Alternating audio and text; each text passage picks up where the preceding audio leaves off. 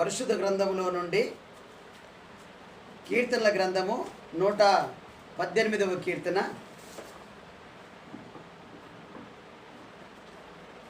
పరిశుద్ధ గ్రంథంలో నుండి 118వ కీర్తన 8, 9 చరణాలు చదువుకుందాం. మనుషులను నమ్ముకొనుట కంటే యెహోవాను ఆశ్రయించుట మేలు. రాజులను నమ్ముకొనుట కంటే యెహోవాను ఆశ్రయించుట మేలు.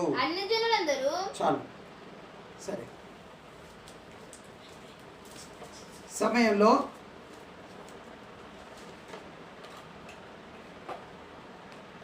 నూట 18వ కీర్తన 8, 9 చరణాలు మనకు ఏం తెలియజేస్తాయి అని అంటే,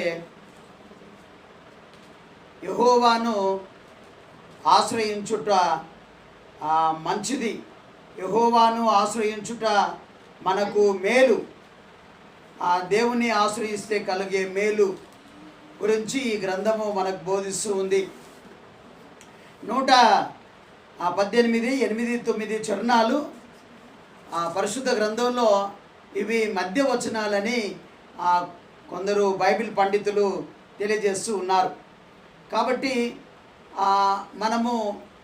మనకు ఏవైనా శ్రమ సంభవించినప్పుడు, ఆపద సంభవించినప్పుడు, అనారోగ్య పరిస్థితులలో, ఆర్థిక ఇబ్బందుల్లో మరి మనము పెద్దలను ఆశ్రయిస్తాం, అధికారులను ఆశ్రయిస్తాం.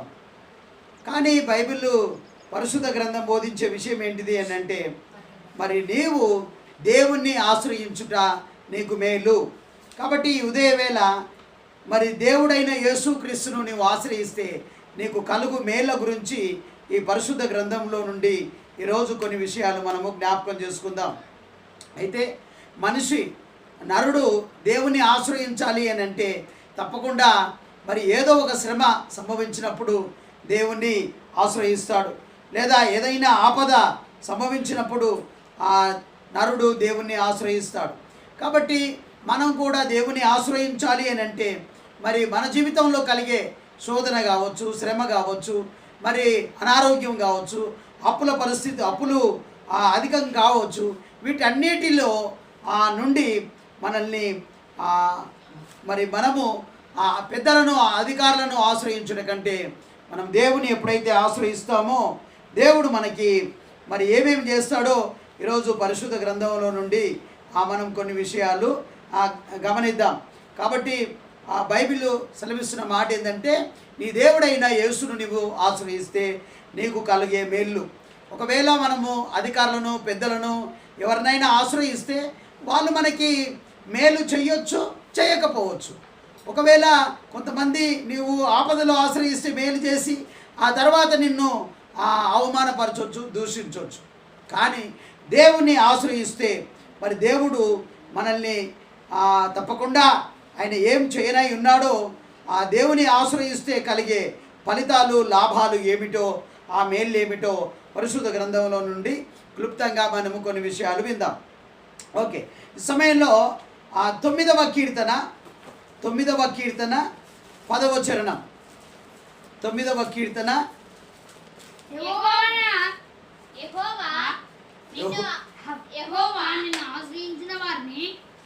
యెహోవా నిన్ను ఆశ్రయించు వారిని నీవు విడిచిపెట్టు వాడవు కావు. దేవునికి మహిమ కలుగును గాక.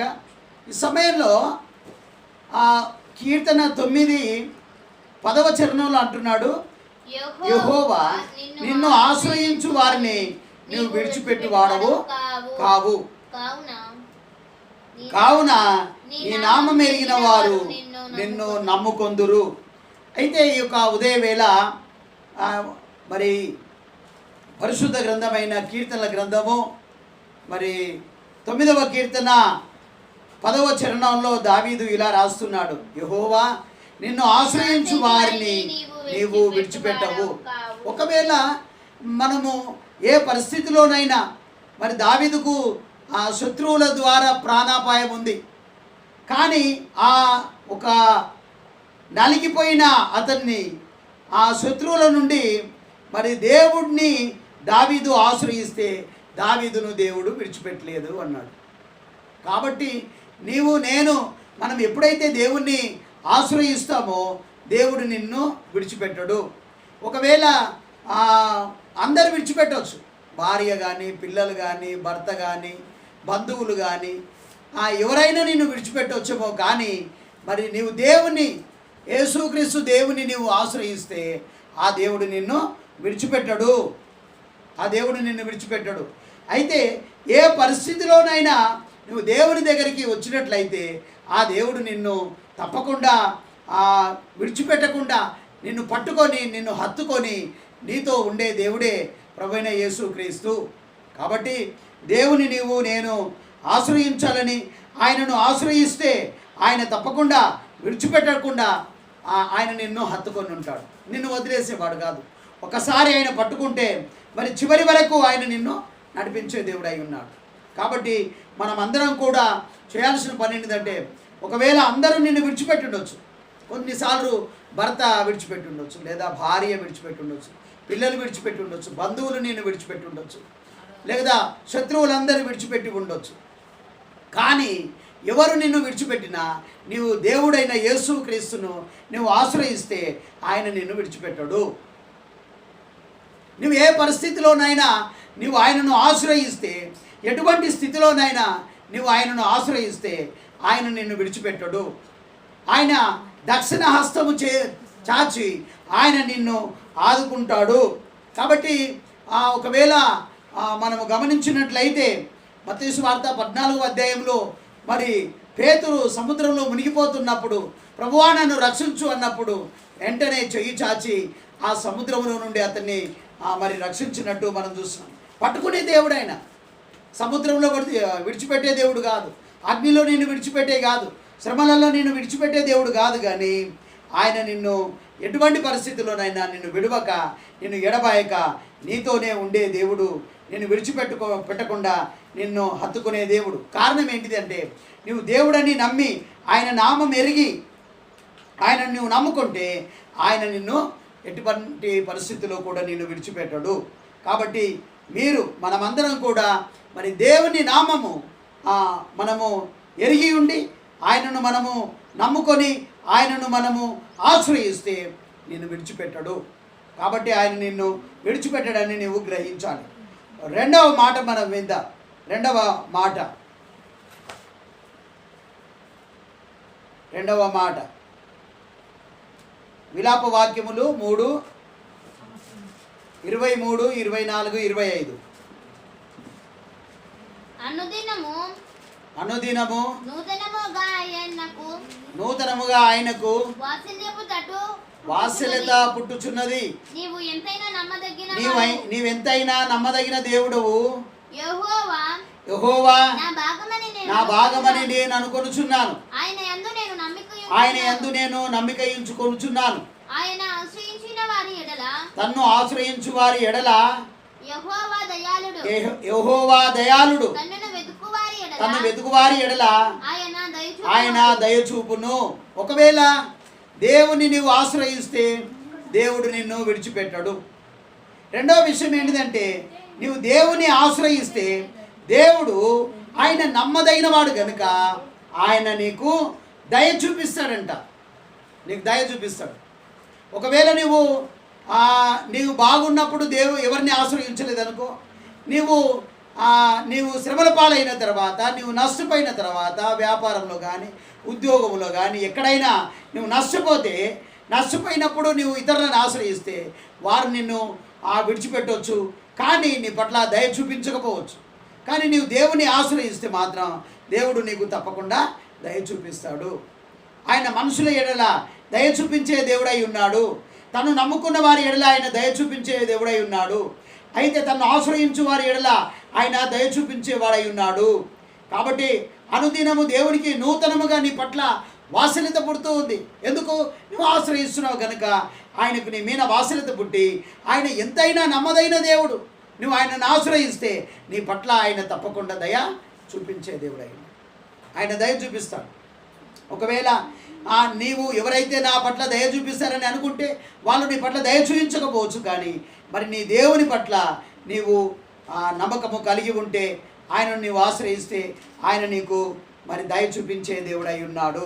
కాబట్టి ప్రభువైన యేసుక్రీస్తును నువ్వు ఆశ్రయిస్తే ఆయన దగ్గర నీకు దయ దొరుకుతుంది, ఆయన దగ్గర నీకు పాపక్షమాపణ దొరుకుతుంది, ఆయన దగ్గర నీకు మరి ఆ దయలో కావలసినవన్నీ కూడా దయచేసే దేవుడై ఉన్నాడు.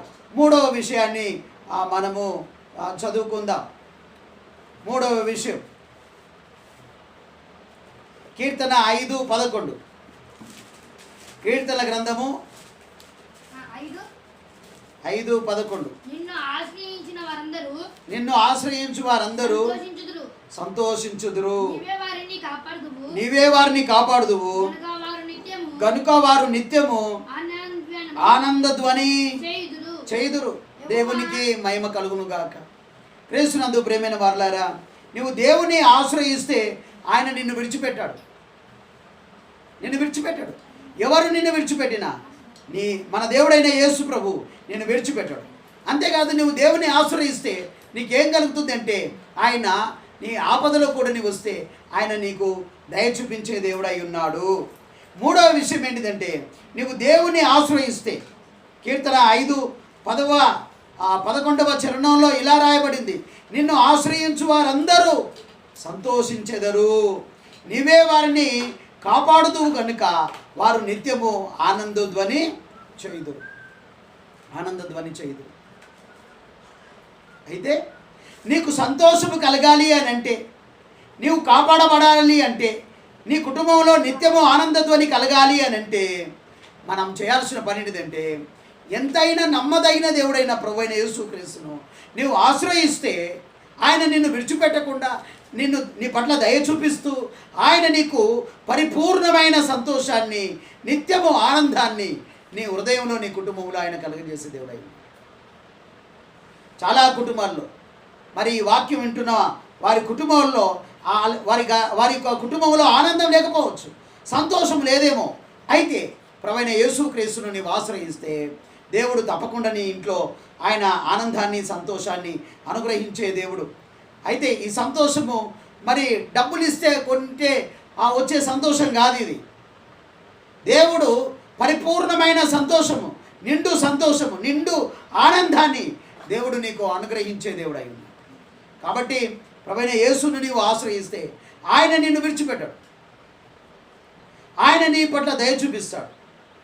అంతేకాకుండా ఆయన మరి నిన్ను సంతోషభరితురాలుగా చేసే దేవుడై ఉన్నాడు. కాబట్టి నీవు నిత్యము దేవుని ఆశ్రయించాలి. నిత్యము నీవు దేవుని వాక్యాన్ని చదువుతూ నిత్యము ఆయనను నీవు ఆశ్రయిస్తే నీ జీవితంలో దుఃఖాన్ని తొలగించి సంతోషాన్ని, ఆనందాన్ని దేవుడు ప్రభు నీకు అనుగ్రహిస్తాడు. కాబట్టి అధికమైన సంతోషము నీ హృదయంలో ఆయననే పుట్టిస్తాడు. నీ హృదయము వేదన, బాధ, దుఃఖముతో నిండి ఉండొచ్చు. ఒంటరితనంతో నీవు బాధపడుతూ ఉండొచ్చు, నాకెవరు లేరు అని.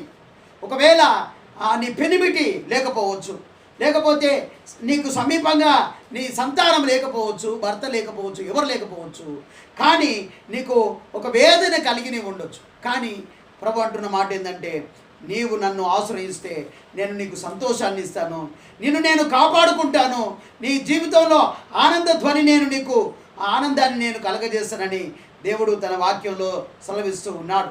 కాబట్టి ఈ సమయంలో మరి మన కుటుంబాలలో, మీ కుటుంబంలో మరి నిత్యము సంతోషం ఉండాలని ప్రభు యొక్క హృదయ వాంఛ అది. కాబట్టి క్రీస్తునందు ప్రియమైన వారలారా, మరి ఈ సంతోషం కావాలని, ఈ శాంతి కలగాలని, ఈ ఆనందం కలగాలని ఎంతోమంది ఎన్నో ప్రయత్నాలు చేస్తున్నారు. వాటన్నింటి వల్ల వాళ్ళు మరి విఫలులై ఉన్నారని నేను ప్రభు పేరిట జ్ఞాపకం చేస్తూ ఉన్నాను. అన్ని రంగాలలో నీవు ఓడిపోయి ఉండొచ్చు, కానీ దేవుణ్ణి నీవు ఆశ్రయిస్తే తిరిగి దేవుడు నీకు ఎక్కడ దుఃఖం కలిగిందో అక్కడే దేవుడు నీకు సంతోషాన్ని అనుగ్రహించే దేవుడు అయి ఉన్నాడు. ఆయన సమర్థుడు, శక్తిమంతుడని ప్రభు పేరిట మీకు నేను జ్ఞాపకం చేస్తూ ఉన్నాను. ఆ రీతిగానే మరో మాట మీరు చదవాలని నేను ప్రభు పేరిట జ్ఞాపకం చేస్తున్నాను. 34వ కీర్తన 10వ చరణం. 34వ కీర్తన 10వ సింహపు పిల్లలు సింహపు పిల్లలు లేమి గలవై ఆకలి కొనును, యెహోవాను ఆశ్రయించు వానికి ఏ మేలు కొదువై ఉండదు. ఇక్కడ మనము గమనించినట్లయితే దేవుని ఆశ్రయించు వారికి ఏ మేలు కొదువై ఉండదు. ఒకవేళ ఇక్కడ సింహమన్నా ఒక సమయంలో ఆకలి ఉంటదేమో కానీ నీ దేవుడైన యేసుక్రీస్తును నీవు ఆశ్రయిస్తే ఆయన నీకు మేలు చేసే దేవుడు. నీకు మేలు చేస్తాడు, నిన్ను విడిచిపెట్టాడు ఆయన, నీ పట్ల దయ చూపిస్తాడు ఆయన, నీకు సంతోషం ఇస్తాడు ఆయన. అంతేకాకుండా నీకు మేలు చేసే దేవుడై ఉన్నాడు. క్రీస్తు యేసు మహిమైశ్వర్యంలో మీ ప్రతి అవసరత తీర్చే దేవుడై ఉన్నాడు ఆయన. అయితే మరి కొండల తట్టు నేను నా కన్నులెత్తుచున్నాను, నాకు సహాయము ఎక్కడి నుండి వచ్చును అంటే భూమాకాశాలు సృజించిన యేసుక్రీస్తు వలనే నాకు సహాయము కలుగును అన్నాడు. కాబట్టి మరి నీకు సహాయము నీకు ఎక్కడి నుండి నీకు మేలు కలగకుండొచ్చు, ఇంకా నాకు మేలు కలుగుతలేదని నువ్వు ఎదురు చూస్తూ ఉండొచ్చు. అయితే నీవు దేవుణ్ణి మానక ఆశ్రయిస్తే తప్పకుండా తగిన సమయంలో దేవుడు నీకు మేలు చేస్తాడని, నీ పిల్లలకు నీ కుటుంబానికి మేలు చేస్తాడని, అంతేకాదు విడువబడిన కుటుంబాన్ని కలపగలిగిన సామర్థ్యం కలిగిన దేవుడని ప్రభు పేరిట నేను మీకు జ్ఞాపకం చేస్తూ ఉన్నాను. దేవుడు మేలు చేసే దేవుడై ఉన్నాడు. అంతేకాకుండా ఆయన మరొక విషయాన్ని తెలియజేస్తూ ఉన్నాడు. దినవృత్తాంతాల 2వ గ్రంథము 26వ అధ్యాయము 5వ వచనం. దినవృత్తాంతాల 2వ గ్రంథము 26వ అధ్యాయము 5వ వచనం. దినవృత్తాంతాల 2వ గ్రంథము దేవుని ప్రత్యక్షత విషయమందు తెలియగలిగిన జకరియా దినములలో అతడు దేవుని ఆశ్రయించెను. అతడు యెహోవాను ఆశ్రయించినంత కాలము దేవుడు అతని వర్ధిల్లజేసెను. అతడు బయలుదేరి ఓకే, ఇక్కడ దేవుని ప్రత్యక్షత విషయమందు తెలివి కలిగిన జకరియా దినములో అతడు దేవుని ఆశ్రయించను. అతడు యెహోవాను ఆశ్రయించినంత కాలము దేవుడు అతన్ని వర్ధిల్లజేసెను. దేవుడు అతన్ని వర్ధిల్లజేసెను లేదా ఆశీర్వదించును. దేవుని నీవు ఆశ్రయిస్తే దేవుడు నిన్ను మరి ఆశీర్వదించే దేవుడై ఉన్నాడు, నిన్ను వర్ధిల్లజేసే దేవుడై ఉన్నాడు. అంటే నిన్ను అభివృద్ధి చేసే దేవుడు. అంటే నీ వ్యాపారంలో కానీ, నీ కుటుంబంలో కానీ, నీ పిల్లల విషయంలో కానీ మరి దేవుడు అభివృద్ధి చేయడానికి ఆయన ఇష్టపడుతున్నాడు. అయితే నువ్వు చేయాల్సిన పని ఏంటిదంటే మన ప్రభువైన యేసుక్రీస్తును నీవు ఆశ్రయించాలని ప్రభు పేరిట నేను మీకు జ్ఞాపకం చేస్తున్నాను. అయితే దేవుని ఎందరైతే ఆశ్రయిస్తారో ఆ ఆశ్రయించిన వారందరికీ కూడా ప్రభువు మరి తప్పకుండా ఆయన ఆశీర్వదించే దేవుడని నేను మీకు జ్ఞాపకం చేస్తూ ఉన్నాను. దేవుని ఆశ్రయించి నష్టపోయిన వారు ఎవరూ లేరండి. కాబట్టి మనము మన దేవుడైన యేసుక్రీస్తును మనము ఆశ్రయిస్తే ఆయన మీకు మేలు ఆశీర్వాదాన్ని దయచేసే దేవుడై ఉన్నాడు. దానికి కీర్తన 5:12 ఇలా రాయబడింది, యెహోవా నీతిమంతులను ఆశీర్వదించువాడవు నీవే, కేడముతో కప్పినట్లు నీవు దయతో వారిని కప్పెదవు, కావున నీ నామమును ప్రేమించువారు నిన్ను గూర్చి ఉల్లసింతురు. కాబట్టి దేవుణ్ణి ఎవరైతే ఆశ్రయిస్తారో ఆ ఆశ్రయించిన వారందరినీ కూడా ఎవరైతే ఆశ్రయిస్తారో వారిని దేవుడు నీతిమంతులుగా తీరుస్తాడని, ఆ నీతిమంతులుగా తీర్చిన వారిని దేవుడు వారిని ఆశీర్వదిస్తాడని దేవుని గ్రంథం మనకు తెలియజేస్తుంది. దేవుని గ్రంథం మనకు తెలియజేస్తుంది.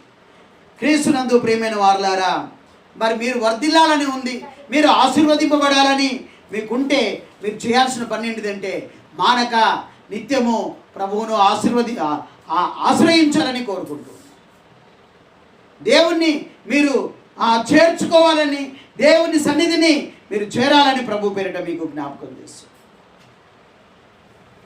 అయితే మనము ఎప్పుడైతే దేవుణ్ణి ఆశ్రయిస్తామో దేవుడు మనల్ని ఆశీర్వాదానికి వారసులుగా చేసే దేవుడు అయి ఉన్నాడు. ఆశీర్వదిస్తాడు. యెహోవా ఆశీర్వాదము ఐశ్వర్యమునిచ్చును, నరుల కష్టార్జితము చేత అది ఎక్కువ కాదని దేవుని వాక్యం తెలియజేస్తుంది. కాబట్టి ఈ యొక్క సమయంలో మరి నీవు వర్ధిల్లాలన్నా, నీవు ఆశీర్వదింపబడాలన్నా మనకున్న ఒకే ఒక ఆధారం ఏంటిదంటే మన దేవుణ్ణి ఆశ్రయించుట. దేవుణ్ణి ఆశ్రయించుట. దేవుని నీవు ఆశ్రయిస్తే దేవుడు తప్పకుండా నిన్ను ఆశీర్వదిస్తాడు. కాబట్టి మనమందరం కూడా దేవుణ్ణి మరి ఆశ్రయించాలి. దేవుణ్ణి ఆశ్రయిస్తే దేవుడు నిన్ను విడిచిపెట్టాడు. ఎవరు నిన్ను విడిచిపెట్టినా ప్రభువైన యేసు నిన్ను విడిచిపెట్టాడు. ఆయన దగ్గరికి నీవు వస్తే తప్పకుండా నీ పట్ల ఆయన దయ చూపిస్తాడు. అయితే నీ జీవితంలో సంతోషం లేక దుఃఖంలో నీవు ఉండొచ్చు. ఆ దుఃఖాన్ని దేవుడు నీకు కలగజేసే దేవుడై ఉన్నాడు. ఆ దుఃఖాన్ని కలగజేసి దేవుడు నీకు ఎక్కడైతే నువ్వు మేలు పొందలేదో అక్కడనే దేవుడు నీకు మేలు కలగజేసే దేవుడై ఉన్నాడు. దేవుడు నీకు మేలు కలగజేసే దేవుడై ఉన్నాడు.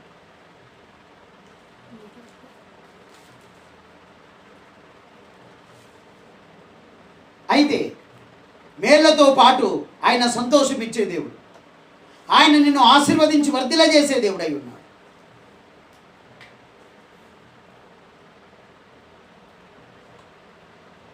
అయితే మనమందరం కూడా మరి సంతోషం పొందాలన్నా, మేలు పొందాలన్నా, ఆశీర్వాదము పొంది అభివృద్ధి పొందాలన్నా మనము దేవుణ్ణి మాత్రమే ఆశ్రయించాలి.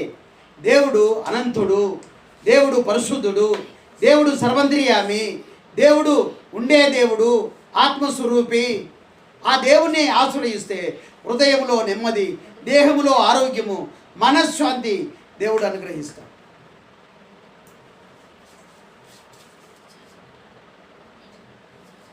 కాబట్టి ఈ సమయంలో మనము ఆ దేవుణ్ణి ఆశ్రయిస్తే దేవుడు మన కుటుంబాలను మరి ఆశీర్వదించి వర్ధిల్లజేసే దేవుడై ఉన్నాడు. మరొక వచనాన్ని మనం చదువుకుందాం.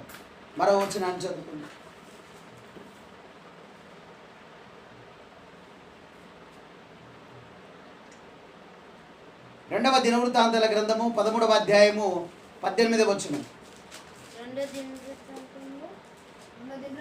13:18. ఈ ప్రకారము ఇజ్రాయేలు వారు ఆ కాలమందు తగ్గింపబడిరి గాని యూదావారు తమ పితరుల దేవుడైన యెహోవాను ఆశ్రయించిన హేతు చేత జయముందిరి. ప్రభు సెలవిస్తున్న మాట ఏందో తెలుసా? ఇజ్రాయేలీయులు తగ్గింపబడ్డారు కానీ యూదావారు తమ పితరుల దేవుడైన యెహోవాను ఆశ్రయించిన హేతువు చేత, కారణాన్ని చేత మరి యూదా వారికి అందరికీ జయం కలిగిందంట. యూదా వారందరికీ దేవుడు జయం ఇచ్చాడంట. అయితే నీకు జయం లేదు, నువ్వు గెలవలేకపోతున్నావు. కారణం ఏంటిదంటే నీ సొంత శక్తి మీద నీవు ఆధారపడుతున్నావు, నీ సొంత జ్ఞానం మీద నీవు ఆధారపడుతున్నావు, నీ యొక్క డబ్బు మీద, నీ బంధువుల మీద, అధికారుల మీద నువ్వు ఆధారపడుతున్నావు. కానీ దేవుని మీద నువ్వు ఆధారపడడం లేదు. నువ్వు దేవుని మీద ఆధారపడితే అదొక్కటే కారణం, యెహోవాను ఆశ్రయించిన హేతువు చేత. ఏమని? ప్రభా, ఇదిగో శత్రువుల మీద మాకు జయం దయచేయి, సాతాను శక్తుల మీద మాకు జయం దయచేయి, దురాత్మ అంధకార చీకటి శక్తుల మీద మాకు జయము దయచేయమని మనం ఎప్పుడైతే ప్రార్థన చేస్తామో దేవుడు తప్పకుండా నీకు జయమిస్తాడు. నీవు ఓడిపోయి ఉండొచ్చు, నీవు విసిగిపోయి ఉండొచ్చు, నువ్వు కృంగిపోయి ఉండొచ్చు, ఇక నిరాశ నిస్పృహలోనికి నీవు వెళ్ళి ఉండవచ్చు. కానీ ఈ సమయంలో నీవు దేవుణ్ణి ఆశ్రయిస్తే దేవుడు నీకు తప్పకుండా జయమిచ్చే దేవుడు. ఇంతవరకు నీకు అపజయమే కలిగి ఉండొచ్చు. కారణం నీ సొంత బలం, నీ సొంత తెలివితేటలు, నీ సామర్థ్యం, నీకున్న దాన్ని బట్టి నీవు దేవుని చిత్తము లేకుండా వెళ్ళి ఉన్నవేమో. కాబట్టి దేవుని చిత్తానుసారంగా ఆశ్రయిస్తే దేవుడే నీకు జయమిచ్చే దేవుడు. ఏడైతే అపజయం పొందావో, ఏడైతే ఓడిపోయావో, ఎక్కడైతే కృంగిపోయి విలాపము సలిపావో అక్కడనే దేవుడు నీకు జయమిచ్చే దేవుడు అయి ఉన్నాడు. జయమిస్తాడు ఆయన. ఓడిపోయిన వారికి జయమిస్తాడు. నలిగిన వారికి దేవుడు జయమిస్తాడు. కృంగిన నీకు జయమిస్తాడు. ఒంటరిగా ఉన్న నీకు దేవుడు జయమిస్తాడు. ఎవరు ఇవ్వలేని గొప్ప జయాన్ని దేవుడు నీకు దయచేస్తాడు. కారణం ఏంటిది అంటే మన ప్రభువైన యేసుక్రీస్తు ఎక్కడ కూడా అపజయం పొందలేదు. ఆయన లోకాన్ని జయించిన దేవుడు, లోకం మీద నీకు జయమిచ్చే దేవుడు. నీవు దేవుని ఆశ్రయిస్తే దేవుడు నీకు జయమిస్తాడని ఈ ఉదయవేళ నేను మీకు జ్ఞాపకం చేస్తున్నాను. ఈ ఉదయవేళ నేను మీకు జ్ఞాపకం చేస్తాను. క్రీస్తునందు ప్రియమైన వారులారా, అయితే నువ్వే పరిస్థితిలోనన్నా ఉండి ఉండవచ్చు, కానీ నీవు దేవుణ్ణి ఆశ్రయిస్తే దేవుడు నిన్ను విడిచిపెట్టాడని నేను ఈ యొక్క సమయంలో జ్ఞాపకం చేస్తూ ఉన్నాను. దేవుని నీవు ఆశ్రయిస్తే దేవుడు నీ పట్ల దయ చూపిస్తాడని నేను మీకు జ్ఞాపకం చేస్తూ ఉన్నాను. దేవుని నీవు ఆశ్రయిస్తే దేవుడు నీ హృదయంలో ఆనందాన్ని, సంతోషాన్ని కలగజేస్తాడని నేను మీకు జ్ఞాపకం చేస్తూ ఉన్నాను. దేవుని నీవు ఆశ్రయిస్తే ఎవరు చేయలేని మేలులు నీ పట్ల ప్రభు చేస్తాడని ఈ ఉదయవేళ నేను మీకు జ్ఞాపకం చేస్తున్నాను. అంతేకాకుండా మరి ఆయన ఎప్పుడైతే నీవు ఆయనను ఆశ్రయిస్తావో ఆయన నిన్ను ఆశీర్వదించే దేవుడు, నిన్ను వర్ధిల్ల చేసే దేవుడు. ఆయన వర్ధిల్ల చేసే దేవుడు. కాబట్టి నువ్వు వర్ధిల్లాలి అంటే, నువ్వు స్థిరపడాలి అంటే, నీ కుటుంబంలో తిరిగి సంతోషము, నవ్వు, ఆనందం కలగాలి అని అంటే నీవు యేసును ఆశ్రయించు.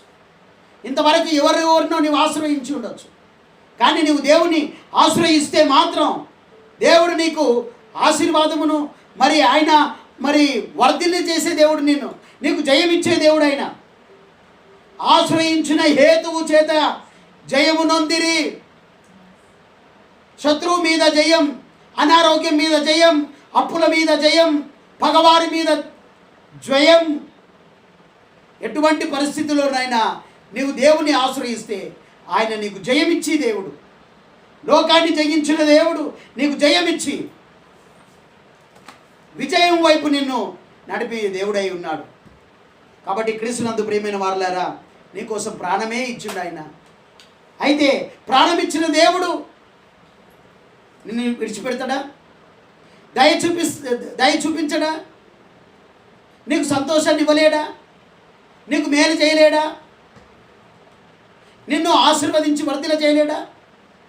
ప్రాణమే ఇచ్చిన దేవుడు నిన్ను లేవనెత్తి మంచి స్థాయిలో నిలబెట్టలేడా?